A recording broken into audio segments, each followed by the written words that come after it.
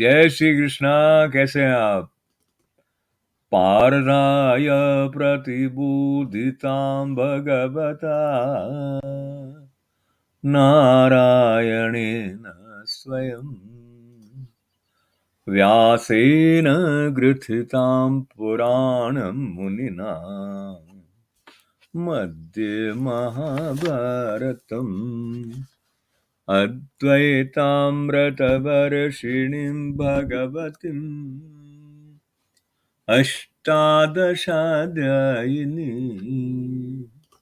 अम्ब त्वामनुसन्दधामि भगवत् गीते भवद्वेषिणी। गीता माता की जय जयकार करते हुए आपका बहुत बहुत स्वागत, आभार व्यक्त करने के साथ आज बात हम करने वाले हैं उन दो महत्वपूर्ण श्लोकों की जो राज विद्या राजगुह्य योग 9वें अध्याय के 11वें और 12वें श्लोक में से है, जिसमें भगवान सीधे सीधे संबोधित अर्जुन को हो रहे हैं। इसलिए वो इतनी गूढ़ बात बता रहे हैं जो कि हमको शायद न बताते अगर हमारा चेतना का स्तर उन्नत न होता, यदि हमारा मन शुद्ध न होता। और अभी भी ऐसा है कि जितना जितना स्तर हमारा होगा समझ का, उतना उतना उतनी उतनी श्रद्धा के अनुसार भगवान की बात को हम पकड़ पाएंगे, या अंग्रेजी भाषा में कहें तो एप्रिशिएट कर पाएंगे। तो अर्जुन की दृष्टि को लेकर एप्रिशिएट करने की कोशिश करेंगे और श्री कृष्ण की कृपा का विशेष रूप से आह्वान करते हुए जो मनुष्य स्वरूप में दिखाई दे रहे हैं, तो क्या वहीं तक सीमित हैं श्री कृष्ण? जो उनकी भाव भंगिमाएं है, जो उनका रूप है, जो उनकी रूप माधुरी है, उसको मानव तन ही मान लेने वाला क्या उनकी महिमा उनके सार तक पहुंच पाएगा? ये प्रश्न स्वयं उठा रहे हैं पद्मनाभ। देखिए, अवजानन्ति मां मूढ़ा मानुषीं तनुमाश्रितम् परम भावमजानन्तो मम भूत महेश्वरम।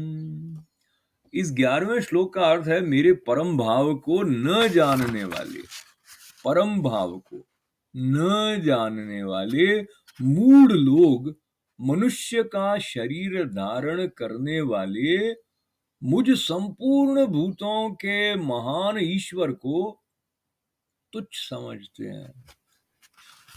यानी अपनी योग माया से संसार के उद्धार के लिए मनुष्य रूप में विचरते हुए मुझ परमेश्वर को साधारण मनुष्य मानते हैं। तो ये जो बात भगवान ने 9वें अध्याय के 11वें श्लोक में कही है, लगभग यही बात आपने पहले हमको 7वें अध्याय के 24वें श्लोक में भी बताई थी, जब उन्होंने ये कहा था अव्यक्तम व्यक्तिमापन्नम मन्यते माम बुद्धय परम भाव मजानन्तो ममा व्ययम मनुत्तमम।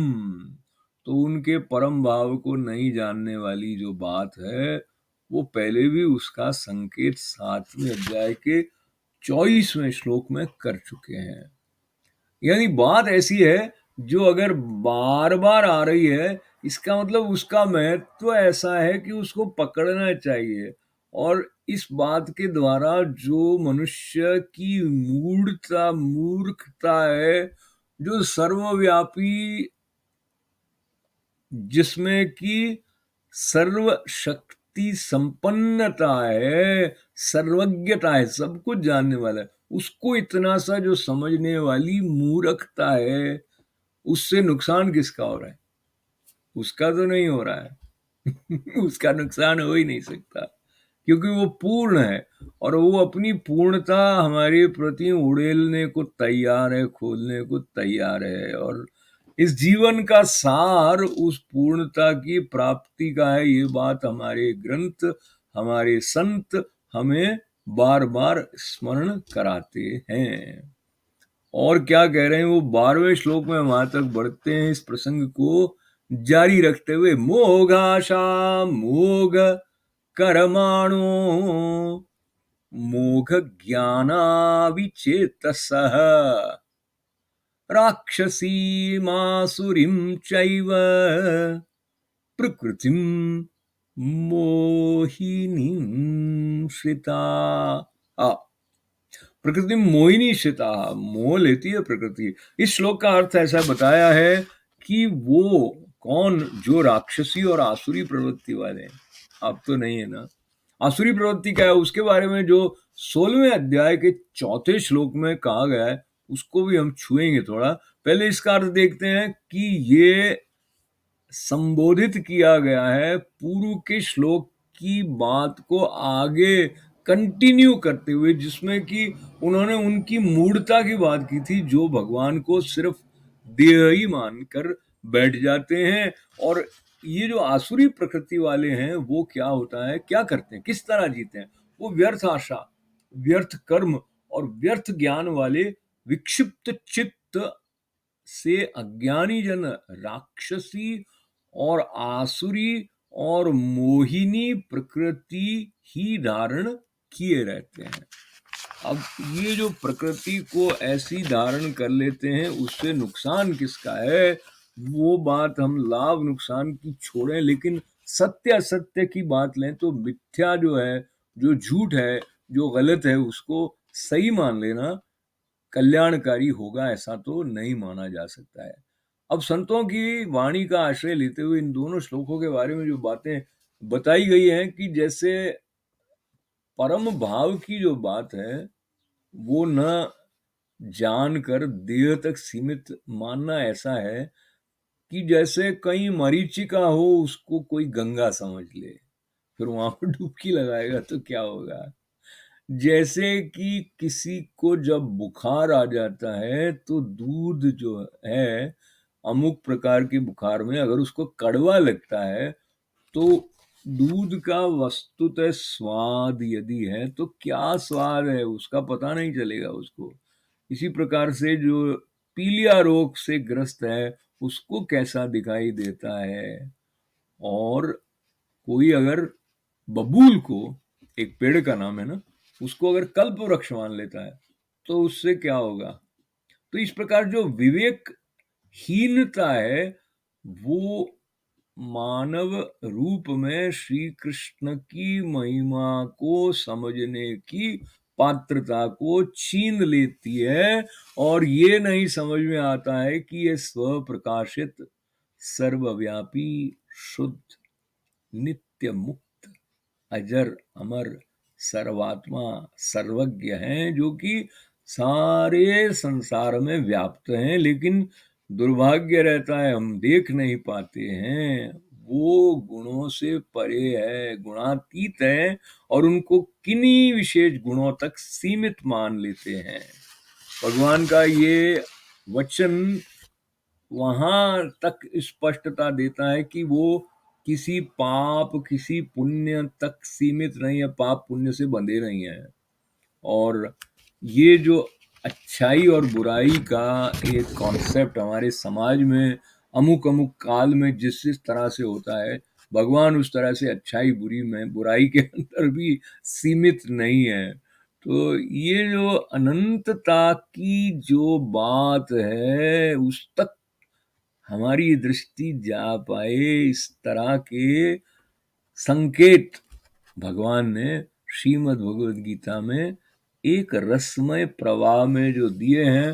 तो जो 12वां श्लोक जिसका उल्लेख अभी आपने सुना, जिसमें मोघाशा मतलब व्यर्थ की आशा, मोघ कर्माणु व्यर्थ के कर्म करते हैं, मोघ ज्ञाना अज्ञान से जिनका चित्त मोहित हो गया है, ऐसे जो राक्षसी आसुरीम चैव आसुरी वृत्ति वाले जो हैं उनको प्रकृति मोहित कर लेती है। और वो मोहित कर लेती है तो क्या है, जो तामसिक वृत्तियां होती हैं वो राक्षसों में या आसुरी वृत्ति, आसुर जो भाव है जो कि राजसिक वृत्ति के साथ जुड़ा हुआ था, ऐसे स्वभाव वाले जो हैं वो बाहर के फल की प्राप्ति के लिए ही अधिक कार्य करने लग जाते हैं। और बाहर के फल का मतलब कार्य करते ही इसीलिए है कि फल के साथ आसक्ति है। ऐसी जो स्थिति है उसको यहाँ पर जब चिन्हित किया गया है तो उसके साथ ये संकेत है कि जो शाश्वत है, जो नित्य बना रहने वाला है, उसको छोड़कर जो नष्ट होने वाला है, उसको सब कुछ मान लेने वाली जो स्थिति है, उसका संकेत देकर उससे बचने की बात, उससे दूर रहने की बात आई है। और आसुरी जो प्रवृत्तियां हैं उसके बारे में बहुत विस्तार से 16वें अध्याय में बताया गया है। पर उसमें से एक जो चौथा श्लोक है उसका स्मरण आपके साथ किया जाए, फिर हम आज की बात का समापन करेंगे। उसमें ये बताया, दर्पो दर्पो दंभो दर्पोऽभिमानश्च क्रोध पारुष्यमेव च अज्ञानं चाभिजातस्य पार्थ संपदासुरीम।